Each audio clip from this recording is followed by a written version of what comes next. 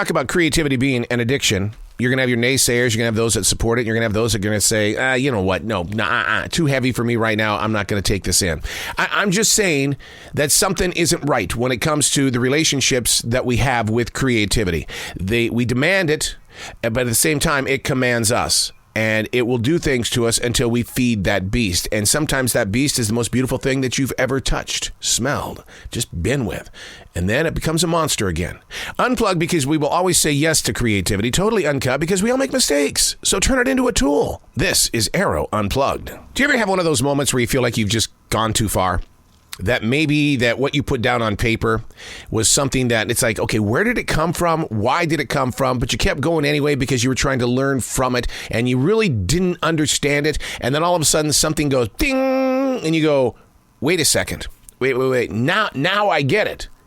But in the process of saying, now I get it, what's the first thing that you do? You wonder if anybody else will get it. And how long into the journey will someone say, Oh my God, I never even thought of that. Wow, crazy you for even thinking like this.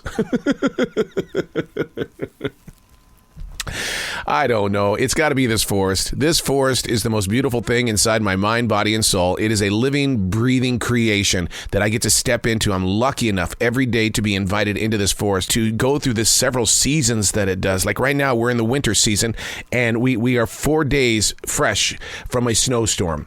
And there was ice, and there was sleet. It was cold, and now you're on this side of it, and it's 46 degrees this morning. And you look out there going, but there's 3 inches of snow on the way tomorrow. And it plays with you. I mean, nature plays with you in ways. And no wonder your imagination wants to put things down on paper, because it wants to document the expressions that you feel as the universe is moving through you. Hey, it's Arroe. This is The Daily Mess, a chronological walk through an everyday world. I am a daily writer. It is no different than the Rolling Stones carrying around a little notebook and they write stuff down. Today's modern day musicians do the same thing, except they speak inside their phones. And whatever is moving through them in that moment is what they're documenting. Not everything is going to move you, but something's going to go ting, and you're going to go, oh my God, this is The Daily Mess. And this one's kind of heavy today. So you may have to put on your thinking cap, as my teachers would say. A cloudy mind doesn't represent a wet blanket. The weight of the blanket bogs down your ambition. A cloudy mind doesn't represent a wet blanket. The weight of the wet blanket bogs down your ambition. Yet, the mental forecast isn't calling for sunshine. Making a change in where you are placed keeps the wet blanket from reaching your nearest touch. But isn't that the same as setting things aside like we do every day to deal with it on a different day? The truth is, don't put yourself underneath the wet blanket. What does it serve you? You won't gain warmth.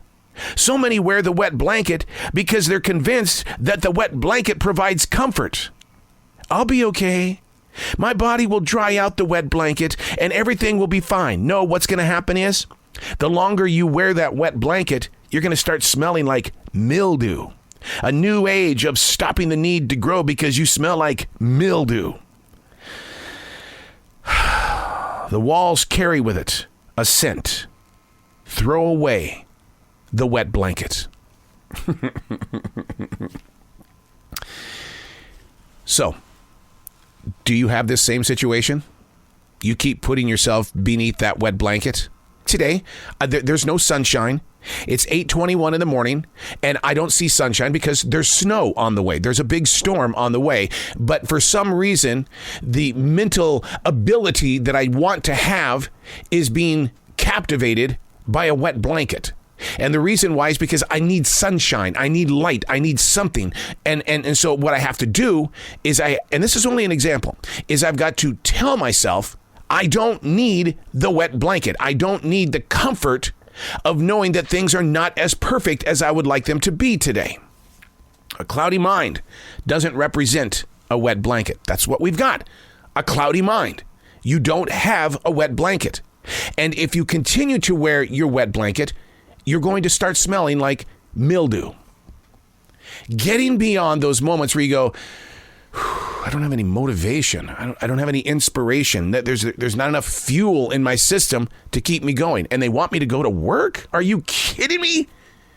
You've got the wet blanket on when you speak like that. Or when you stand in front of the mirror and you look at your body and you're wondering, what happened? What? Seriously, why? I've done all wet blanket. You're throwing the wet blanket on it.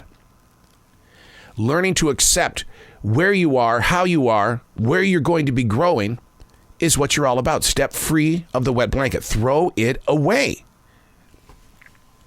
You're sitting in the car and it's another red light. Come on, wet blanket. You're putting yourself in that mindset where you feel like the world is caving in on you. And so we feel like we have this comfort because there's a blanket wrapped around us. Now, how do I know this? Well, my grandma Dobrins was very good at keeping a blanket on her lap. And she told me all the time, I feel secure when this blanket is on my lap. I have blankets around me at all times, especially in my writing places, because there are times that I get very, very cold while I'm writing. I don't know why. I don't know if it's just different atmospheres that move through the room. And here I am writing everything down. And then all of a sudden I'm going, God almighty, I'm cold. But it's not a wet blanket.